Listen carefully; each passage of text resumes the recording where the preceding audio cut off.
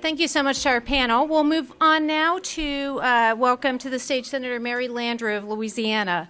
Senator Landrieu is a Democrat from Louisiana. She was elected to the U.S. Senate in 1996. She will speak on her role as chair of the Small Business and Entrepreneurship Committee and will address her efforts to support education and training needs to strengthen America's high-skilled and semi-skilled workforce. So thank you very much for being here. Our thanks to our underwriters, GE Presenting Underwriter, and the American Action Forum, and the Center for American Progress. And I'll turn the stage over to Senator Mary Landrieu.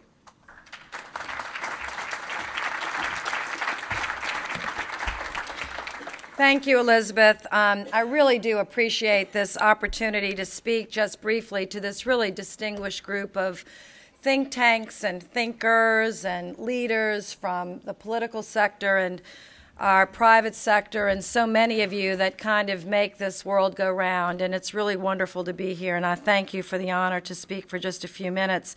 I had the opportunity to visit privately. It was a wonderful conversation with the CEO of GE and to learn what a great company thinks about where the world is headed. And I want to thank GE and the Atlantic for all that they're doing to host this. My staff suggested that I speak a little bit on innovation and small business, and I'm going to do that in a minute, but I'm going to say a couple of other things that are on my heart as well for this audience. I just left the prayer breakfast, which has happened in Washington for 61 years, and every president of the last 10 has appeared without fail to come to the prayer breakfast of the United States, where 2,000 people of every faith, 150 countries were represented, and people from every state in the Union just met at the Hilton Ballroom to talk about a way forward for our nation. And we prayed together as Christians and Jews and people of other religions, and the president spoke, and it was just a phenomenal 2.5 hours. And Andre Bocelli sang the Ave Maria, and then he spoke and said he was going to go back to Italy and suggest that the leaders of his country spend a little time praying together, because maybe then we could find a way forward. And I start with that because the problems that and challenges before this world are pretty significant. And part of this conference is about trying to match the tremendous potential of this earth and what is about to happen because of technology and the possibility of expanding the middle class on the planet for the first time since men and women came out of the caves in a significant way, and to match it with the skills necessary so that this planet and every government can work for every person, and not just the rich and powerful, not just the privileged few, not just the well-connected, the well-born, and the well-placed. And as a senator, we struggle with this question every day about how to make this work. And being a senator from the United States, I cannot tell you how proud I am with all of the faults of our nation. And we have many list of sins of our nation, collectively and individually. It makes me so proud every day to walk into that building and fight for what is really important in the world. And that is to truly provide an opportunity for people to compete based on their merit, their intelligence, their willingness to work, and not be assigned a place in the trash bin because they just weren't born on the right side of this or the right place, or they just didn't get a chance to go to school, or they just didn't get a chance to work hard, or they had a great crop but there was no road for them to get their crop to the market. They had a great idea but they had no one to share it with. They had a great product but there was no one to invest. And it's heartbreaking to me as a leader to see such wealth and such plenty and such abundance, but it is separated in large measure from the people that can use that wealth and abundance and ideas and make this world such a better place.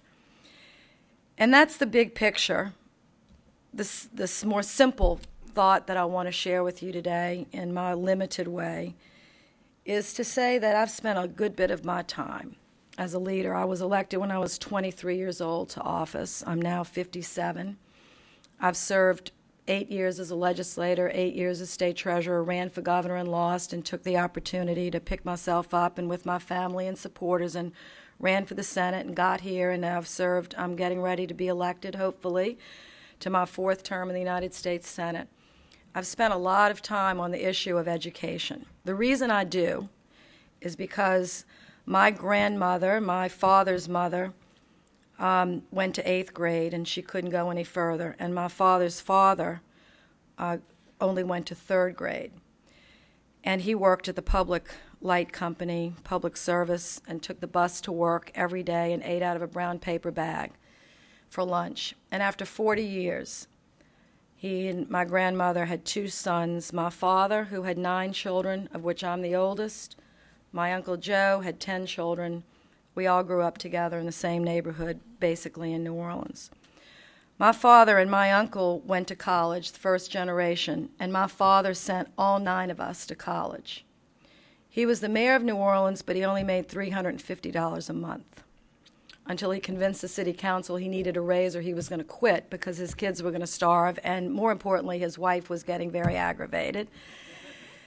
And so we went to this Catholic school, and then I went to Ursuline, and then I went to LSU, and 5 of my brothers and sisters have master's or law degrees, etc. And now we have 37 children, and every single one of them is going to finish college and be gainfully employed and create some spectacular business or do some spectacular thing because they had a chance at an excellent education. And I have walked through too many prisons. I've walked through too many orphanages. I have walked through too many schools where I have met 15-year-olds and 16-year-olds. The only problem they have is that no one ever taught them to read. No one ever taught them to add. No one ever taught them to subtract. When you talk to them, their eyes are empty. Their heart may be full. Their brain could be quite intelligent. But our education system is not where it needs to be in the country. Now, I could spend all day talking about this. I'm not going to, because there are people in this room that know the details of this far better than I do.